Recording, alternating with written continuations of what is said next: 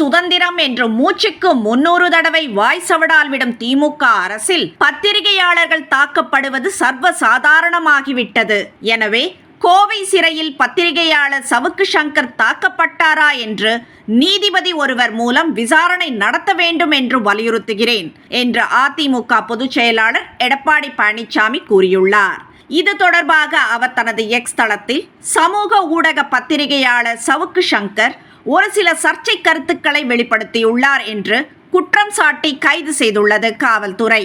அவர் தெரிவித்த கருத்துகள் தவறானதாக இருந்தால் சட்டப்படி நடவடிக்கை எடுக்கலாம். சவுக்கு சங்கரின் வழக்கறிஞர் கோவை சிறையில் அவரை சந்தித்த பின் அளித்த பேட்டியில் சவுக்கு சங்கரை சிறையில் அடைப்பதற்கு முன்பு மருத்துவ பரிசோதனைக்கு உட்படுத்தப்பட்டு நல்ல நிலையில் சிறைக்கு சென்றார். இந்நிலையில் கோவை சிறையில் அவர் கடுமையாக தாக்கப்பட்டுள்ளதாக வழக்கறிஞர் தெரிவித்துள்ளார்.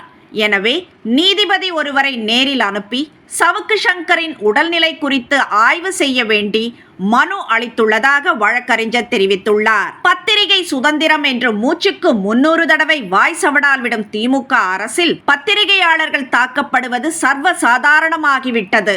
மேலும் பெண்களை இழிவாக பேசிய, பெண்களுக்கு எதிரான குற்றங்களில் ஈடுபட்ட பல திமுகவினர் மீது இந்த அரசு நடவடிக்கை எடுக்காமல் இருப்பதால் அவர்கள் சுதந்திரமாக நடமாடி வருகின்றனர்.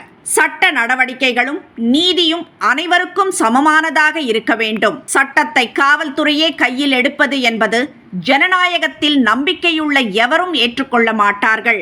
இத்தகைய தாக்குதல்கள் தவறான முன்னுதாரணமாகிவிடும். எனவே கோவை சிறையில் பத்திரிகையாளர் சவுக்கு சங்கர் தாக்கப்பட்டாரா என்று நீதிபதி ஒருவர் மூலம் விசாரணை நடத்த வேண்டும் என்று வலியுறுத்துகிறேன் என்று அவர் பதிவிட்டுள்ளார்.